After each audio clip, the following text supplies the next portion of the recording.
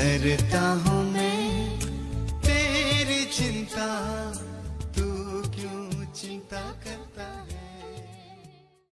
Praise the Lord, জয় যিশু। প্রভু যিশু খ্রিস্টের নামে আপনাদের সকলকে জানাই অনেক অনেক শুভেচ্ছা ও ভালোবাসা। ফিরে এলাম আরেকবার আপনাদের কাছে আরেকটি নতুন বিষয় নিয়ে। আর যেমন বোর্ডেতে লেখা আছে, তোমরা সত্যকে জানিবে, সত্য তোমাদের স্বতন্ত্র করিবে। যোহন 8:32। এটা সব সময়ের জন্য কিন্তু আমাদের সমস্ত ভাই বোনেদের জন্য, সমস্ত বিশ্বাসীদের জন্য কার্যকরী বাক্য। সত্যকে জানাই হচ্ছে আমাদের একমাত্র লক্ষ্য। সত্যকে আমাদের জানতেই হবে, সত্যকে শুনতে হবে, আর সেই সত্য শোনা বা জানা বাইবেলের বচন থেকে হবে। Praise the lord. তো আমরা স্টেপ বাই স্টেপ এইভাবে আমরা জানতে থাকবো। যতক্ষণ জানবো তোই তো আমরা আগে আমাদের আত্মিক উন্নতি হতে পারে। তো চলুন, বিষয় শুরুর আগে আমরা একটা বাক্যকে পড়ে নেব, তারপরে আমরা প্রার্থনা করে আগে যা কিছু যোজনা পরিকল্পনা প্রভু আমাদের জন্য রেখেছে সেই বিষয়টাকে নিয়ে আমরা আলোচনা করব। ধন্যবাদ করতেন। তো আজকের যে বিষয় আছে ধৈর্যের ফল। আমরা যদি ধীরজ রাখি, ধৈর্য রাখি প্রভুতে বিশ্বাসের দ্বারা, তো আমাদের প্রতিফল আমরা পাবই পাবো, এটা মনে রাখবেন। Praise the lord. চলুন বাক্যের মধ্যে আসা যাক। আমি প্রথমে বাক্যগুলো পড়ব। আজকের বাক্য আছে ইব্রিয় তার 11:6 আমরা পড়ব। আদি পুস্তক থেকে কিছু বিষয় নেওয়া হয়েছে, যেটা হচ্ছে 39 আর 40, 39-40 অধ্যায় থেকে কিছু আমরা ঘটনাকে দেখব, এবং ইস্টের 2 অধ্যায় তার 19 থেকে 23 পদ, আর 6 অধ্যায়ের 1 থেকে 11 পদকে আমরা পড়ব। পুরাতন নিয়ম থেকে আমরা কিছু ঘটনা আমরা দেখব আর আজকের এই বিষয়ের উপরে। ধন্যবাদ করছি প্রভু। বাক্যটা আমি এখন পড়ব, ইব্রিয় তার 11:6। পরমেশ্বর এইভাবে লিখেছেন বাক্যের মধ্যে, 6 তার মাঝখানের পদ থেকে আমি পড়ছি। কারণ ঈশ্বরের কাছে যে যায় তাকে বিশ্বাস করতে হবে যে ঈশ্বর আছেন, এবং তাকে যারা অন্তর দিয়ে খোঁজে তিনি তাদের ফিরিয়ে দেন না। বলবেন আমেন। Praise the Lord. প্রার্থনা করব। ধন্যবাদ হো স্বর্গীয় দয়ালু পিতা পরমেশ্বর। প্রভু যিশু, আমি মন থেকে প্রাণ থেকে আপনাকে কোটি কোটি প্রণাম জানাই, ধন্যবাদ জানাই। আজকের এই দিনটিতে প্রভু আপনি আমাদের মাঝে আরেকবার একটা বাক্যকে আমাদের মাঝখানে রেখেছেন, যে বাক্যটা হলো ইব্রিনীয় তার 11:6 পদ। ঈশ্বরের কাছে যে যায় তাকে বিশ্বাস করতে হবে যে ঈশ্বর আছেন, এবং তাকে যারা অন্তর দিয়ে খোঁজে তিনি তাদের কোনোদিন ফিরে যায় না। প্রভু এই বাক্যের মধ্যে প্রভু যে আপনি যা কিছু আমাদের জন্য লিখেছেন, আরেকবার পরিষ্কারভাবে সহজ সরলভাবে আমাদের বুঝিয়ে দিন প্রভু। কারণ আপনি পারেন আমাদের সকলকে আপনার পবিত্র আত্মার দ্বারা আমাদের সব কিছু বুঝিয়ে দিতেন। কারণ কি বাক্যের মধ্যে শক্তি আছে, বাক্যের মধ্যে সামর্থ্য আছে, বাক্যই পারে আমাদেরকে জয় দিতে। Praise the Lord. আর বাক্যর দ্বারাই আমরা কিন্তু আগের দিনে দিয়াবলের শক্তিকে সঙ্গে আগে লড়াই যদি করতে হয়, তো বাক্যকে নিয়ে আমাদেরকে লড়াই করতে হবে, বাক্যকে ভালোভাবে জানতে হবে। বাক্যের মধ্যে যে সমস্ত রহস্য আছে, বাক্যের মধ্যে যে সমস্ত দৃষ্টান্ত আছে, উদাহরণ আছে, সেইগুলো যখন আমরা গ্রহণ করব, আমাদের শরীরের মধ্যে হৃদয়ের মধ্যে বসাবো, সেই বাক্যগুলি একসময় আমাদের কাজে লাগবে, আমাদের জীবনকে চালনা করার জন্য আমাদের পরিচালিত করবে, আর আমাদেরকে মজবুত বানাবে। তো ধন্যবাদ করি প্রভুজি লর্ড, আপনি আমাদের মাঝখানে আছেন, আমরা বিশ্বাস করি। আর এই বাক্যের দ্বারা আমাদের সবাইকে আত্মিক উন্নতিতে পরিপূর্ণ করুন প্রভু। এই প্রার্থনা প্রভু যিশুর নামে করলাম, শুনুন আর গ্রহণ করুন প্রভু। আমেন। Praise the lord. চলুন বাক্যের মধ্যে আসা যাক। আবার বলি, যে বিষয়টা নিয়ে আলোচনা করছি সেই বিষয়টা হলো ধৈর্যের ফল। ধৈর্য যদি রাখা হয় তার প্রতিফল অনেক বড় হবে। কিন্তু তো আমরা বাইবেলের মধ্যে দেখি ছোটোখাটো নয়, প্রতিফল বড় প্রতিফল দেবে পরমেশ্বর লর্ড। Praise the Lord. আমরা দেখেছি বিষয়গুলো, এখন যে সময়, বর্তমান যে সময়, কেউ কিন্তু ধীরজ রাখে না, ধৈর্য হারিয়ে ফেলে।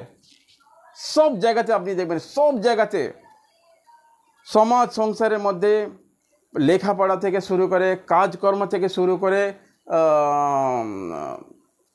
কোনো কিছু দেখা বা খাওয়া সব ফাস্ট ফাস্ট হয়ে গেছে। কোনো জিনিস আমাদের কেনাকাটি যা বলা হয়, কেউ লেট করে না, খুব যত তাড়াতাড়ি দ্রুত আমাদের পাওয়া যাবে জিনিসটা, তার জন্য কিন্তু প্রয়াস করে। আর চলছে এখন তাই, কারণ কি প্রযুক্তিবিদ্যা এখন এসে গেছে, এখন আধুনিক যে সময় আছে, এই আধুনিক সময়ে সব কিছু ফাস্ট ফাস্ট লোক চাইছে। আর সেইরকম ধরনের যেন আমাদের এই বিশ্বাসের মধ্যে যেন না হয়, তার জন্যই আজকের এই বিষয়টা আমরা ধ্যানপূর্বক বিষয়টিকে শুনব। তো আমরা দেখি যে সংসারের মধ্যে যে জলবাজি যা হয়, যে ধীরজ হারিয়ে ফেলে, খুব তড়িঘড়ি চায় যে জিনিসগুলো, সেইগুলো এই ধরনের হতে থাকে। ধরুন ঘরের সামান এখন কেনার জন্য এখন অনলাইনে হয়ে গেছে, ফোন করবেন আর তাড়াতাড়ি সেই মালটা এসে যাচ্ছে। আর কোথায় যেতে হচ্ছে না, বাজারে গেলে তার মধ্যে একটা সময় সাপেক্ষ ব্যাপার আছে, যেতে হচ্ছে, কিনে আনতে হচ্ছে, আসতে হচ্ছে, একটা অনেকটা সময় আছে। এখন অনলাইনের সিস্টেম হয়ে গেছে, ফোন করে দিলেই চলে আসবে। আবার ফোন করলে যদি না আসে টাইমের হতে, তাও তার মধ্যে অনেক গণ্ডগোল হয়ে যাচ্ছে। কেন আসেনি, কেন চাই, এই সময় চাই। চলার রাস্তা দেখুন, আমরা এখন সব জায়গায় কী হয়ে গেছে, সিঁড়ি ভেঙে আর যেতে হচ্ছে না, তার জন্য ইলেকট্রিক সিঁড়ি হয়ে গেছে, তাড়াতাড়ি যেন যাওয়া যায়, দ্রুত যাওয়া যায়। যে সমাজ এই টেকনিক্যাল এখন ইঞ্জিনিয়ারিং সব কিছু বেরিয়ে গেছে, সায়েন্সের এটা জমানা হয়ে গেছে, তো এই সমস্ত জিনিস হচ্ছে। তো এখন দেখুন সব জিনিস কী বলবো, খাওয়া দাওয়া থেকে শুরু করে টিকিট কেনার জন্য, টিকিটের জন্য আলাদা এখন মেশিন হয়ে গেছে, সব মেশিনের ব্যাপার হয়ে গেছে, সব কিছু তাড়াতাড়ি হয়ে গেছে। তো এমনকি মোবাইলে যারা লোক দেখছে এখন, মানে হাসির কথা, মোবাইলে দেখছে, মোবাইল যদি একটু ধীরে চলে কিন্তু সেই কিন্তু ধীরে রাখতে পারছে না, তাড়াতাড়ি যেন হয়। এখন ওই 2G হয়েছিল শুরু হওয়াতে দেখেছি, 2G, তারপর 3G, তারপর 4G, এখন 5G, আগে কী হবে জানি না। এর কারণটা কি, স্লো চাই না, ফাস্ট চলতে হবে, কারণ কি দুনিয়া ফাস্ট এসে গেছে। Praise the lord. তো এই যে ফাস্ট চলাটা সব জায়গায় কিন্তু কাজ হয় না, আমাদের বিশেষ করে বিশ্বাসী জীবনে। আর আমি একটা সংসারের মধ্যে একটা কথা শুনি, যে প্রবাদ বাক্য যেটা বলে, ধীরজ কা ফল মিঠা হতা হ্যায় করকে। Praise the Lord. মানে ধীরজ যদি ধরে যে কোনো কাজেতে, তার কিন্তু ফল একটা ভালো আসবে। তো এটা আমরা বাইবেল থেকে আজকে আমরা শিখবো। Praise the lord. চলুন আসা যাক, আমি পুরাতন নিয়মে যাব, যেটা হচ্ছে কি ইস্টের অধ্যায় 2 তার 19 থেকে 23 পড়ব, তারপরে 1 থেকে 11। আমি বাইবেল এখন পড়ছি না, কারণ কি পড়তে গেলে একটু টাইম লেগে যাবে। ঘটনাটা আমি বলছি, অনেক সবাই জানে ঘটনাগুলো, এবং আপনারাও এই ইস্টের পুরাতন নিয়মে অধ্যায়গুলো পড়ে নেবেন। সেখানে ইস্টের যে রানী, সেখানে পারস্য দেশ, যে মাদিয়া দেশ ছিল, সেই দেশের যে রাজা ছিলেন, আমি ঘটনাটা সংক্ষেপে বলার চেষ্টা করছি। সেই রাজার এক সময় তার রানী তার কথা না শোনার জন্যে, সেই রানীকে তিনি বিচ্ছেদ করছিলেন, তাকে রানীর জায়গা থেকে তাকে সরিয়ে দিচ্ছিলেন। কিন্তু সরিয়ে দেওয়ার পরে সেই রানীর জায়গায় কে আসবে সেটা নিয়ে রাজমহলে একটা মিটিং করে সভাসদদের বলে একটা ব্যবস্থা করেছিলেন, কি এর জন্য নতুন রানীর দরকার আছে, যেহেতু এ কথা শোনে না, অবাধ্য। সেই রানী নিয়োগের জন্য, রাজার জন্য যে রানী চাই বলে, সেখানে একটা ঢাক ঢোল পিটিয়ে বা সমাচারকে পাঠিয়ে দিয়ে দূতকে, কি রাজসভায় এরম দ্বারা যারা কুমারী আছে, মানে উপযুক্ত রাজার উপযুক্ত হবে সেই ধরনের মেয়েরা সেখানে আসবে, তাদেরকে নির্বাচন করা হবে। তাতে ছোট বড় সব ধরনের জাতি মানুষ, মানে মহিলা, স্ত্রী বা নারী সেখানে আসতে পারে। সেখানে একটা তাদের মধ্যে থেকে বাছা হবে, যে উপযুক্ত হবে সে রাজার সঙ্গে থাকবে, রানীর জায়গাটা নেবে। তো সেখানে দেখা যাচ্ছে কি এরম একটা সভার পরে এস্টের বলে একজন ছিল, যে ছিল ইহুদি, ধরে নিয়ে যাবে সে গরিব ঘরেরই হবে, সেও কিন্তু ছিলেন ওই নির্বাচনের মধ্যে বা তাদের দলের মধ্যে। সেখান থেকে তিনি, রাজা তাকে দেখে, তার নম্রতাকে দেখে, সে তার সুন্দরতাকে দেখে তাকে তিনি পছন্দ করেছিলেন। পছন্দের পরে কিন্তু তার মধ্যে দেখা গেল সে একটা রানীর স্থান পেয়েছিলেন। এইবার রানীর স্থান পাওয়ার পর যখন কিছুদিন চলে গেছে, সেই রাজার রাজত্বে যারা কর্মী ছিল, যারা অধিকারী ছিল, সেই অধিকারীদের মধ্যে দুজন যারা পাহারা দিত বা রাজার লোক, কাছের লোক, তাদের মধ্যে একটা ষড়যন্ত্রের চক্রান্ত হয়েছিল। সেই চক্রান্ত যে হয়েছিল সেইটা এস্টের যে রানী, তার মামা বা মানে তার রিলেশনের মধ্যে একজন আছে, সেও ইহুদি, তার থেকে মানে বাবা কাকার বয়সী মামা হিসেবে ছিলেন মর্দখায়। সেই মর্দখায়ের কাহিনীটা আজকে আমি এই বিষয়ের মধ্যে আমি রাখতে চাই, বিষয়টা ভালো করে বুঝবেন। সেই মর্দখায় যে ছিলেন, সেই পারস্য রাজার রাজত্বে এস্টের রানী, যে রাজার সঙ্গে তার একটা চুক্তি হয়েছিল, রানীর জায়গাতে ওনাকে স্থান দিয়েছিল এস্টের, তারই মামা হয় মর্দখায়। তো উনিও ওখানে যেতেন, থাকতেন। সেইখানে যখন রাজার বিরুদ্ধে রাজারই লোক চক্রান্ত করেছিল তাকে মারার জন্য, সেই কথাটা কিন্তু এই মর্দখায় শুনে ফেলেছিলেন। এই মর্দখায় যখন শুনে ফেলেছিলেন, তিনি এবার কী করবেন, কাকে বলবেন? তারই ভাগ্নি, এই যে নতুন রানী হয়েছেন এস্টের, এই এস্টারকে বলেছিলেন, দেখ, এই রাজার বিরুদ্ধে ওদের যে অধিকার আছে দুজন, তারা চক্রান্ত করেছিল তাকে মারার জন্যে। তখন এস্টের রানী শুনে কিন্তু সেই ব্যাপারটাকে নিয়ে, সেই মারার যে চক্রান্ত, সেটা কিন্তু রুকে গেছিল, সেটা আর মারতে পারেনি। তারপরে কি হলো, যেহেতু এরা চক্রান্ত করেছিল, এই দুজনেরকে মৃত্যুদণ্ড দিয়েছিলেন। এইবার মৃত্যুদণ্ড তো হয়ে গেছে, হয়ে যাওয়ার পর যখন যা কিছু ঘটে রাজার রাজত্বে, সব কিছু কিন্তু লিখিত হয়, ইতিহাস হয়, ইতিহাসে লেখা থাকে। তো এইটা ইতিহাসে সেদিনের করার জন্য লেখা হয়েছিল কি, রাজার বিরুদ্ধে চক্রান্ত হয়েছিল, দুজন চক্রান্ত করেছিল, আর এই চক্রান্তকে ফাঁস করে দিয়েছিলেন মর্দখায় বলে একজন, যেটা হচ্ছে এস্টেরের মামা হয়। আর ওই সময়টা তিনি দেখলেন, তাকে তার দুজনকে ফাঁসি দেওয়া হয়ে গেল, তাকে মৃত্যুদণ্ড দেওয়া হয়ে গেল। বাস, ইতিহাস খতম, ইতিহাস মানে পাতা চাপা পড়ে গেছে। বাক্য হিসাবে দেখা যাচ্ছে, যেহেতু মর্দখায় পরমেশ্বরের ভয় মানত আর ভালো কাজ করারই চেষ্টা করত, আর ও একজন বিশ্বাসী, চিন্তা করুন, ও একজন বিশ্বাসী, আর বিশ্বাসী হওয়ার জন্য তিনি তেমনই একটা কাজ করেছে, ভালো কাজ, যেটা উপকার বলা যেতে পারে। এইবার যেহেতু রাজার প্রাণ বাঁচেছেন, সেই সময়ের জন্য কিন্তু রাজার, যদি পুরুষ জিজ্ঞাসা করতো যে রাজার প্রাণ কে বাঁচিয়েছেন মর্দখায়, তাহলে জানাজানি হয়ে যেত, আর তাকে কিন্তু পুরস্কার পেত সে। বেশিরভাগ সময়তে দেখবেন, আমরা যে গল্প পড়েছি রাজার ব্যাপারে, রাজা কেউ যদি ভালো করে বা রাজা যদি কাউকে উপহার দেয়, তাকে এইভাবে তলব করা হতো রাজ দরবারে, ডেকে নিয়ে এসো তাকে, এ ভালো কাজ করেছে, চলো একে স্বর্ণমুদ্রা দিয়ে দাও, 200 স্বর্ণমুদ্রা দিয়ে দাও, 50 স্বর্ণমুদ্রা দিয়ে দাও, नहीं তো কোনো একটা জায়গার নাম বলে অমুক জায়গায় একে দিয়ে দাও, কিংবা বলে সোনার আংটি একে দিয়ে দাও, হ্যাঁ না? তো এই ধরনের কিন্তু রাজা তার প্রতিফল দিত। কিন্তু এই যে মর্দখায়, আজকের যে ঘটনাটা আমি বললাম, এখানে কিন্তু ওই সময় কিছুই হয়নি, সব চুপচাপ হয়ে গেল, পাতা চাপা পড়ে গেল কথাটা। এইবার যেহেতু একটা বিশ্বাসী একটা রাজার প্রাণ বাঁচিয়েছে, তো পরমেশ্বর ওখানে কাজ করছে কীভাবে দেখুন।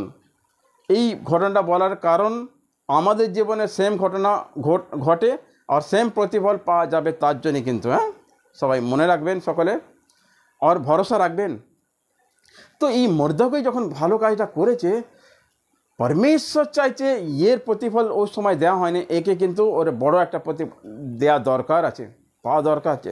তার জন্য কি করবে? পরমেশ্বর সব কিছু করতে পারে। এই রাজার জীবনের ভেতরে একটা কি বলবো, একটা আলাদা ধরনের একটা ব্যাকুলতা জেগে উঠছে। ওর মনে হচ্ছে কিছুতে একটা মিসিং হচ্ছে, কিছুতে একটা ভুলে যাচ্ছে, কিছুতে একটা করার ছিল, এইভাবে একদিন তার রাত্রে ঘুম হয়নি। সে কী করছে, ইতিহাসের বইটা একবার নিয়ে ও বারান্দায় এরম টহল দিচ্ছে, একবার এদিকে যাচ্ছে একবার এদিকে যাচ্ছে, আর ইতিহাস পড়তে এক জায়গায় পেয়ে গেল কি, হ্যাঁ একদিন ছিল, সেই দিনেতে রাজার বিরুদ্ধে চক্রান্ত হয়েছিল, রাজাকে মারার জন্য চক্রান্ত হয়েছিল। সেই চক্রান্ত ফাঁস করে দিয়েছিল এই মর্দকই, যিনি এস্টেরের মামা হয়। তখন সে পুরো অবাক হয়ে গেল, বলে আরে এই দিন তো এই ব্যাপারটা তো আমার কাছে কিন্তু অজানা টাইপের হয়ে গেছে।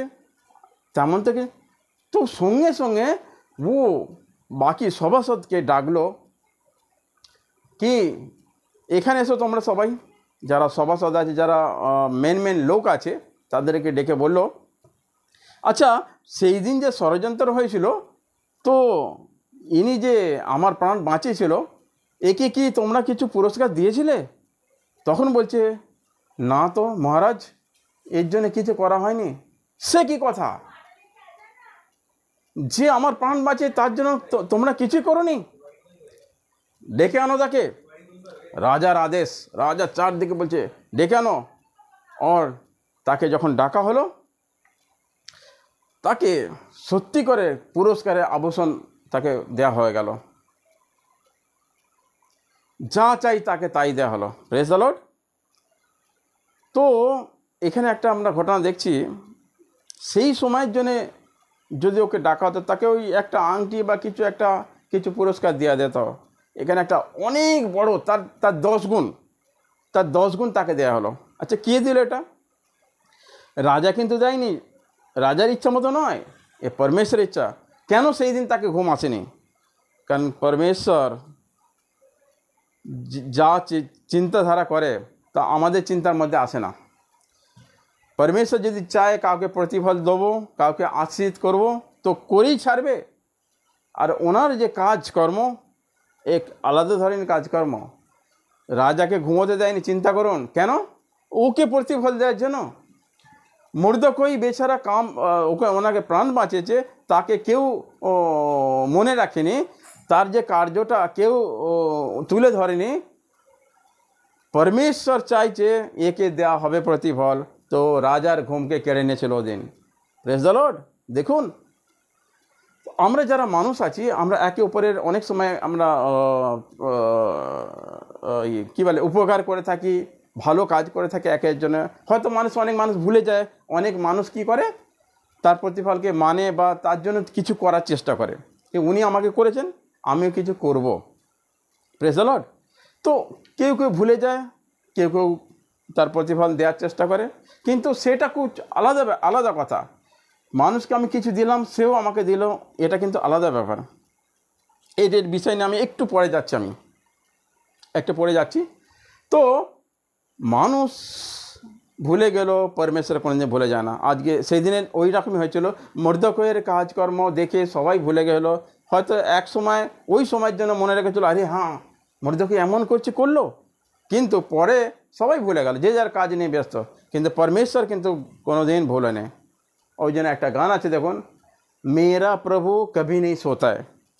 পরমেশ্বর কখনো শোয় না, ও জাগৃত থাকে হামেশা তার নজর প্রত্যেকটা পুরো পৃথিবীর মধ্যে যারা বিশ্বাস করে প্রভু, সেই বিশ্বাসীদের উপরে তার নজর থাকে। কিন্তু সে চিন্তা করে কখন কে আমায় ডাকবে, তার উত্তর আমি দেবো। কিন্তু দুঃখের বিষয়, আমরা যারা বিশ্বাসী, আমরাই হয়তো মন থেকে, হৃদয় থেকে আমরা তাকে ডাকি না, বা সেই জায়গায় আমাদের আওয়াজ যায় না। যার জন্য আমরা যারা অনেক বিশ্বাসী, যারা হয়তো মনে করি আমরা নিরাশ, আমরা কিছু পাই না, তার একটাই কারণ।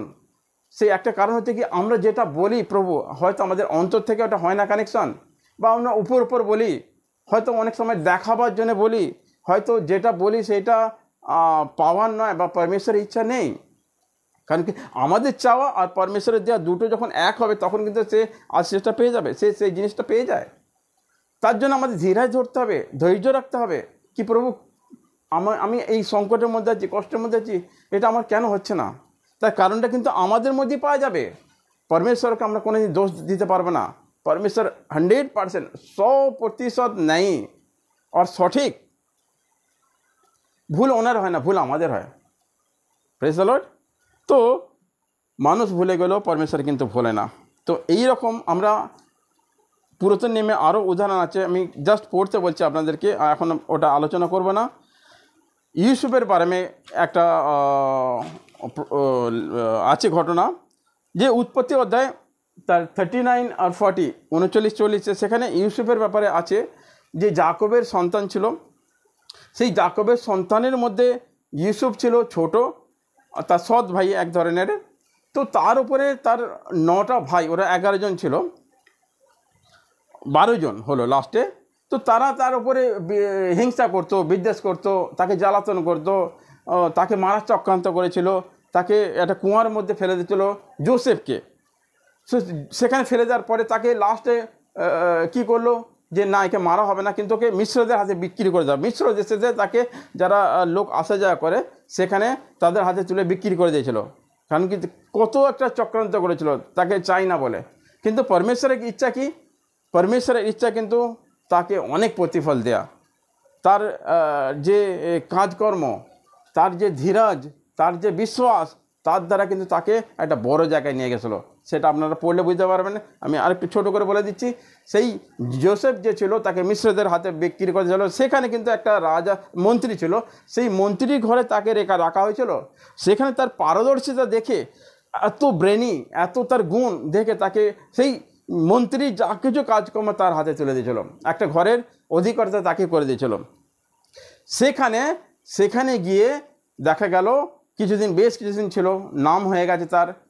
সেই মন্ত্রীর স্ত্রী কিন্তু একবার গড়বড় করেছিল। সেই মন্ত্রীর স্ত্রী ওই জোসেফের নামে একটা সংস্কার, মানে একটা নিন্দা, তার উপরে একটা রাগ ছিল, আর তার জন্য তাকে একটা ফাঁদেতে চক্রান্ত করে তাকেও কিন্তু একটা জেলে পুরে দিয়েছিল।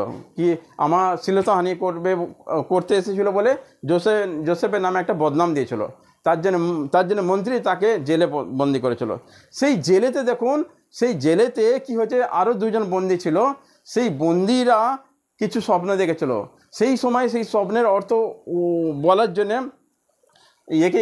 আমাদের জোসেফ ছিল, সেখানেও বন্দি ছিল, সে তার উত্তর দিয়েছিল, ভাই কি ব্যাপার, তুমি আজ উদাস হয়ে বসে আছো কেন? জেলের বন্দিরা যেমন একসঙ্গে তাকে গল্প করে, তখন বলেছে, ভাই আমি একটা স্বপ্ন দেখেছি, আমি ওটা বুঝতে পারছি না।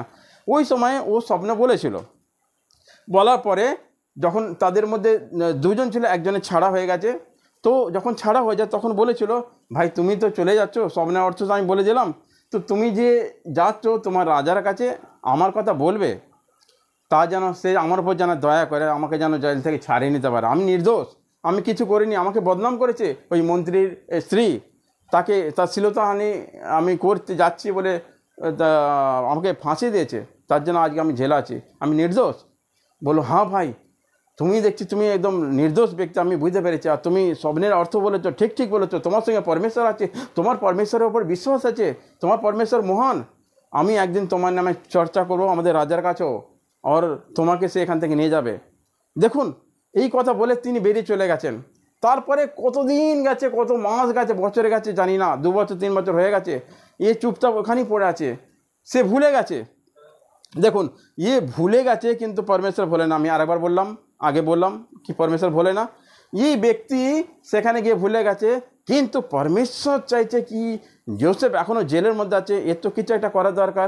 একটা ভালো কাজ করেছে, একজনকে জেল থেকে মুক্তি দিয়েছে, তার স্বপ্নের অর্থ বলে দিয়েছে, তবু জেলের মধ্যে পড়ে আছে, কিছু তো করা দরকার। দেখেন পরমেশ্বর চিন্তা করছে। তখন পরমেশ্বর কি করছে, যে রাজার কাছে এই ব্যক্তি গেছে, সেই রাজারকে একটা স্বপ্ন দেখেছে, এমন স্বপ্ন দেখে সেই রাজা স্বপ্ন দেখে সে স্বপ্ন ভুলে গেছে। এইবার সেই রাজা বলছে সবাইকে, রাজপ্রাসাদে যারা ছিল, যারা মন্ত্রী আছে, যারা বড় বড় পদ নিয়ে বসে আছে, যারা সাধু সন্ত আছে, যারা ভবিষ্যবাণী করে তারা আছে, তাদেরকে সবাই বলছে, দেখো আমি রাত্রিরে একটা স্বপ্ন দেখেছি, আর স্বপ্নটা আমি ভুলে গেছি, তোমাদের মধ্যে বলে দিতে হবে কি স্বপ্ন দেখেছি আর তার অর্থ কী। তখন দেখুন যে ব্যক্তি এই জেল থেকে গেছে ওখানে, সেই ব্যক্তি গিয়ে বলছে, আরে রাজামশাই আপনি স্বপ্ন দেখেছেন ভুলে গেছেন, আর তার অর্থ আপনি জানবেন? তো একটা লোক আছে, আমি যখন জেলে ছিলাম তখন জোসেফ নামে এক ব্যক্তি ছিল, সে আমার স্বপ্নটাকে বলে দিয়েছে, উনি পারবেন। প্রেজ দ্য লর্ড, পড়বেন আদি পুস্তক তার 39-40 অধ্যায় পুরো ঘটনাটা, তাহলে আরও ভালোভাবে বুঝতে পারবেন। তখন কি করেছে রাজা, এবার বলছে দেখুন, হ্যাঁ নিয়ে এসো তাকে, ডাকো। আর জোসেফকে এই জেল থেকে মুক্ত করেছেন। আর গিয়ে তাকে কিন্তু যখন জিজ্ঞেস করা হচ্ছে সঠিক সে স্বপ্ন কি দেখেছিলেন যেটা ভুলে গেছে সেটা বলেছে, এবং তার অর্থ কী আছে সেটাও বলেছে। তখন তাকে বলেছে কি চাই তোমার, তাকে পুরস্কারে ভরে দেওয়া হয়েছে। Praise the lord. সব পরমেশ্বরের কাজ। ও ধীরজ রেখেছিল জোসেফও। Praise the Lord. তাকে কত চক্রান্ত করে তাকে মারার জন্যে, মারতে পেরেছে, পারেনি। তারপরে জেলে যখন বন্দী ছিল, চিন্তা করো, একে বলা হয়েছিল কি তুমি আমার জন্য সুপারিশ করবে একটু, যেন আমি জেল থেকে বেরোতে পারি। উনিও ভুলে গেছেন, কিন্তু পরমেশ্বর চাইছে কিন্তু এই ব্যক্তিকে বার করা দরকার, কারণ কি এই ব্যক্তি একজন বিশ্বাসী। Praise the lord. পরমেশ্বর কখনো ভোলেনি। আর পরমেশ্বর ঠিক রাজাকে ফির আবার এই স্বপ্নের দ্বারা তাকে এই ঘটনাগুলোকে ঘটিয়েছে, তারপরে তিনি মুক্ত হলেন। তো একটা আশ্চর্য একটা ঘটনা আমরা দেখলাম। তো পরমেশ্বর এই ধরনের কাজ করে সমস্ত বিশ্বাসীদের জীবনেতে। ভয় খাবেন না, পিছে হাঁটবে না, বিশ্বাসে কমজোর হবেন না, ধীরজ রাখবেন কোনো সময়। কারণ কি আমরা 1 Corinthians 13 অধ্যায় তাতে লেখা আছে ধীরজ এর প্রতিফল পাওয়া যাবে, বড় প্রতিফল পাওয়া যাবে। Praise the lord. তো আমরা দেখছি যারা আমরা বিশ্বাসের পথে চলছে, আপনারা কিন্তু ধীরজ রাখবেন আর ভয় খাবেন না, আগে বাড়বেন, সব কিছু পরমেশ্বর করবে।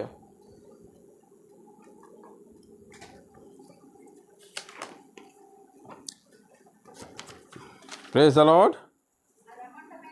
হালেলুয়া। চলো, আমি আর বেশি আগে যাচ্ছি না। এই উদাহরণগুলো আমাদের মেন। আরেকবার আমি উদাহরণগুলো বললাম। দেখুন, প্রত্যেকটা কাজ আমরা যেটা করি, আমরা যদি মন দিয়ে করি তো আমাদের প্রতিফল পাবই। একটা ছোট আপনি উদাহরণ আমি দিচ্ছি, আর এই ঘটনাটা মনে হচ্ছে অনেক সবাই শুনেছেন। কি এই ধরনের একটা গরিব ঘরের ছেলে, সে পড়াশোনা শিখেছে কিন্তু কাজকর্ম না পাওয়ার জন্য সে কী করতো, ঘরে ঘরে ফেরিওয়ালা একটা কাজ করতো, ফেরিওয়ালার কাজ করতো। আর সব কিছু সামগ্রী সে ঘরে ঘরে বিক্রি করতো। তো পুরো দিন সে ঘুরে আলা হয়ে গেছে।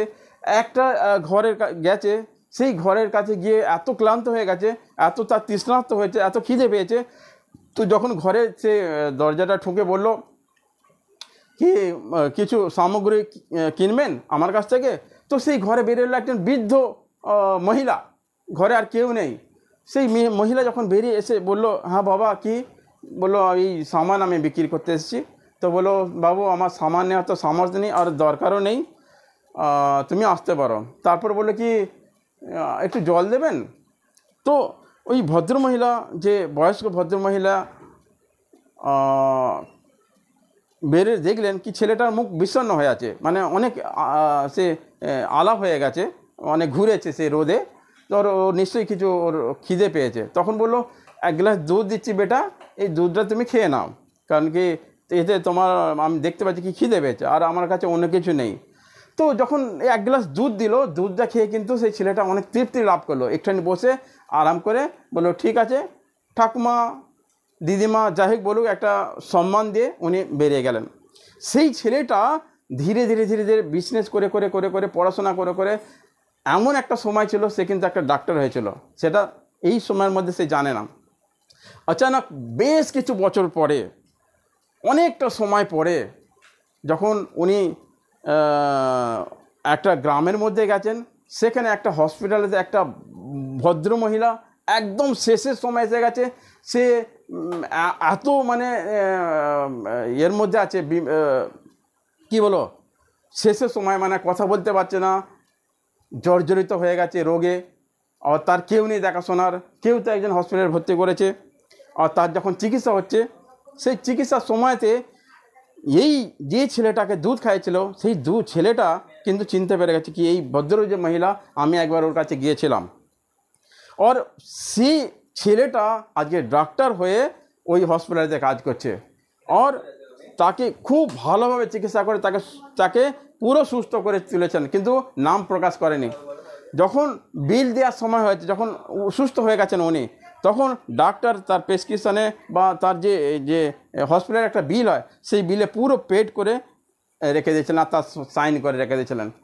আর যখন ভদ্রমহিলা যখন সুস্থ হয়ে গেছে, যখন বেরিয়ে আসছে, তখন বললো কি আমার বিল আমি তো এত দিতেই পারবো না। তো আগে থেকেই চিন্তা করছে যে আমার যা খরচ হচ্ছে আমি এবার কী করে দেবো, আমি বেঁচে গেছি, না বাঁচাই ভালো ছিল আমার, কারণ কি হসপিটালের যা বিল আমি দিতে পারবো না, আমার সামর্থ্য নেই। কিন্তু যখন উনি বললেন আমার বিল কত হয়েছে, তখন যারা সিস্টার ছিল, নার্স ছিল, ওরা বললো আপনার বিল তো পেড হয়ে গেছে। তো বললো কে পেড করেছে?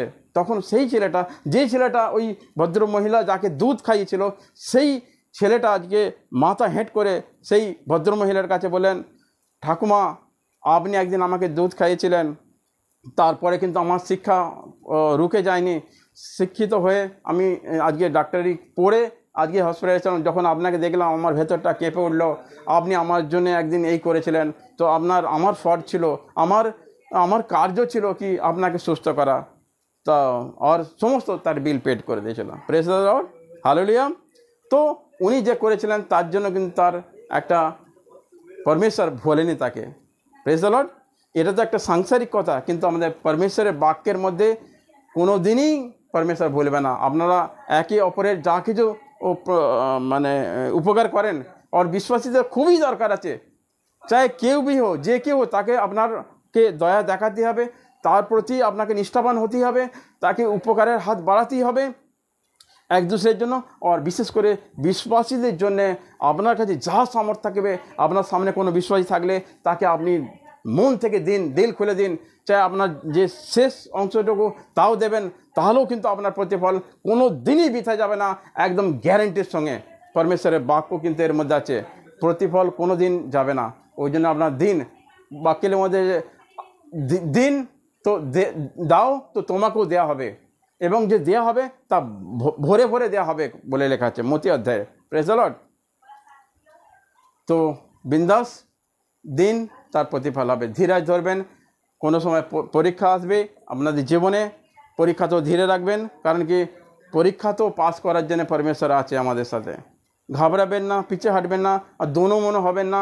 আর আপনাদের যা কিছু সংকট মুসিবত আসবে, প্রথমে পরমেশ্বরকে ডাকবেন। যেরমিয়া 33 তার 3 বচন, ওইটা হচ্ছে আমাদের কলিং, পরমেশ্বরকে ফোন করার number. Jeremiah 33:3। Praise the lord. সেখানে লেখা আছে তোমরা আমাকে ডাকো, আমি তোমাদের উত্তর দেবো, কঠিন কঠিন ভাষাকে আমি তোমাদের কাছে পরিষ্কার করে দেবো। Praise the lord, hallelujah. পরমেশ্বর আপনাদের সকলকে ভালো রাখবেন, সুস্থ রাখবেন, এটাই আমি চাই।